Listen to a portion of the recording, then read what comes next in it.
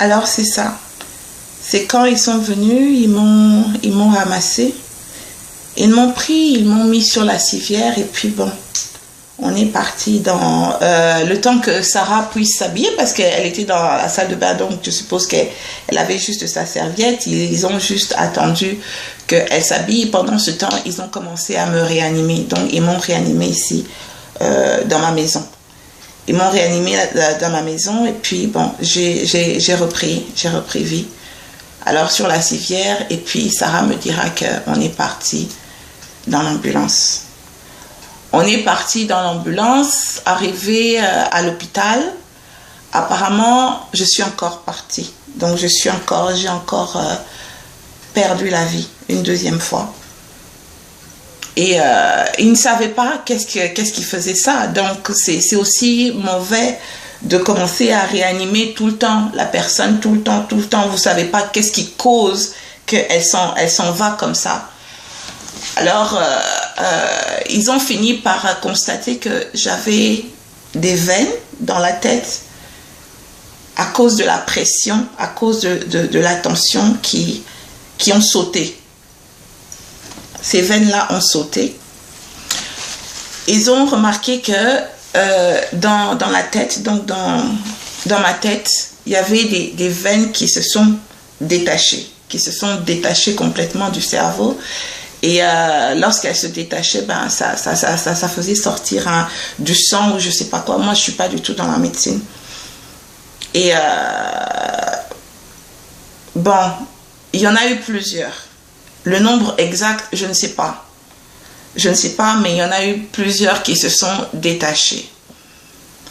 Mais le fait justement que je ne faisais que partir et eux devaient me réanimer, ils ont trouvé bon de me mettre dans un, comment est-ce qu'on appelle ça, un coma, de me mettre dans un coma forcé. Donc, au lieu d'attendre que la personne meure, ben, on préfère la laisser vraiment avec le strict minimum. En espérant que ça pouvait aider la situation parce qu'ils ne savaient pas exactement qu'est-ce qui faisait que ma tension, malgré que je mourais lorsque je revenais, ma tension était toujours haute. Donc ça ne descendait pas, quoi. Ils ne comprenaient pas qu'est-ce qui causait ça, qu'est-ce qui faisait en sorte que ma tension restait toujours aussi haute, quoi. Donc ils m'ont mis dans un coma forcé.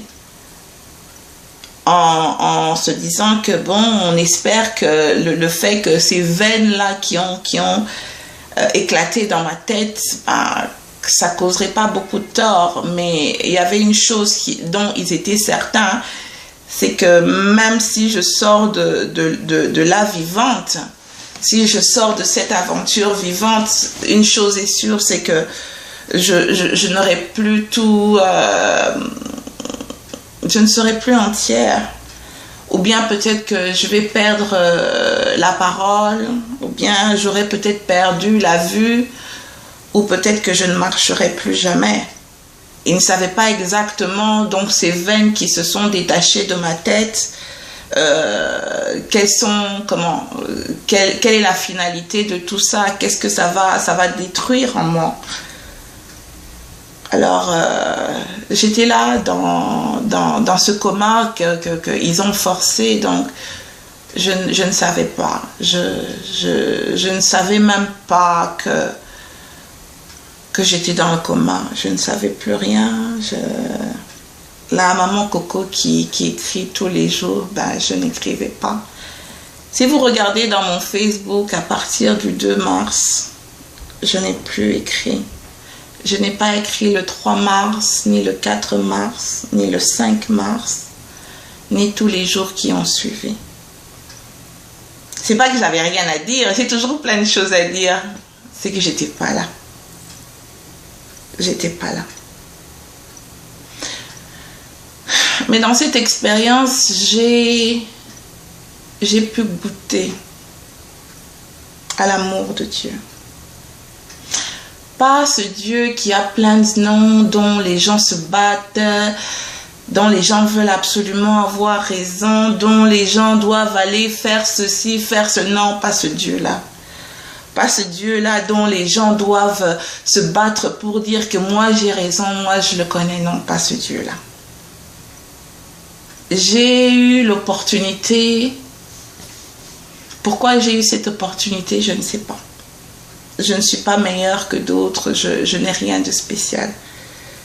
Mais j'ai eu l'opportunité de vivre, de goûter le véritable Dieu.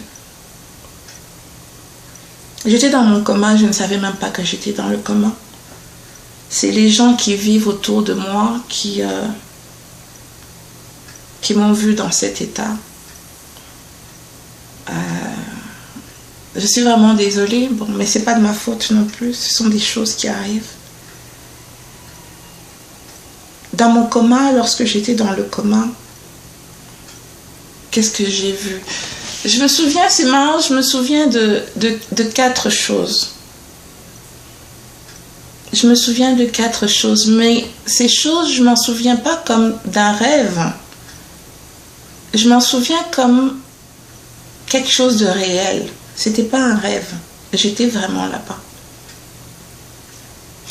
La première des choses, je me souviens de un jour, bon, avant qu'il y ait tout cet accident-là, au mois de novembre-décembre 2013, j'avais été en Afrique du Sud. Et puis un jour, on était dans la rue avec Lomé et Gaylor. Et on marchait pour aller vers le centre-ville. Et puis, je suis tombée. Je suis tombée. Jusqu'à aujourd'hui, je me demande qu'est-ce qui m'avait fait tomber ce jour-là. Il n'y avait rien sur la route, il n'y avait pas un caillou, il n'y avait rien. On marchait et puis d'un coup, mon pied a... Et je suis tombée. J'ai toujours cherché qu'est-ce qui m'a fait tomber. Il n'y avait rien. Mais seulement lorsque je suis tombée sur le genou. J'avais rien. Mon jean n'était pas déchiré. Mais à l'intérieur de mon jean, je me suis blessée et je saignais. Je n'ai jamais compris comment ça se fait que je suis tombée sur mon genou. Je saigne à l'intérieur, mais mon jean n'a pas été déchiré. Mais je me souviens que quand j'étais là où j'étais, j'ai vu cette image. J'ai vu cette image du jour où je suis tombée. Je ne sais pas s'il y a un rapport. Mais en tout cas, je sais que lorsque j'étais là-bas, j'ai vu cette image.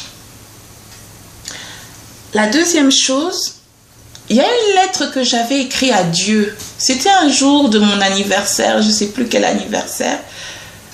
Si vous regardez dans mon Facebook, là, c'était mon anniversaire et puis j'avais eu envie d'écrire une lettre à Dieu pour le remercier de ce voyage sur la terre.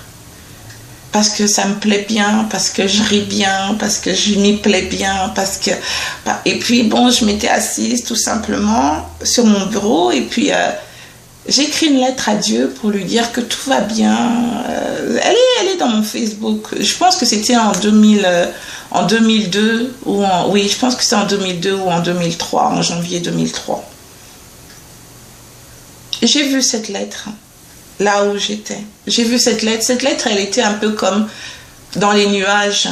Je l'ai vue vraiment. C'est comme si on l'avait accrochée dans les nuages. Je ne sais pas qu'est-ce que ça veut dire.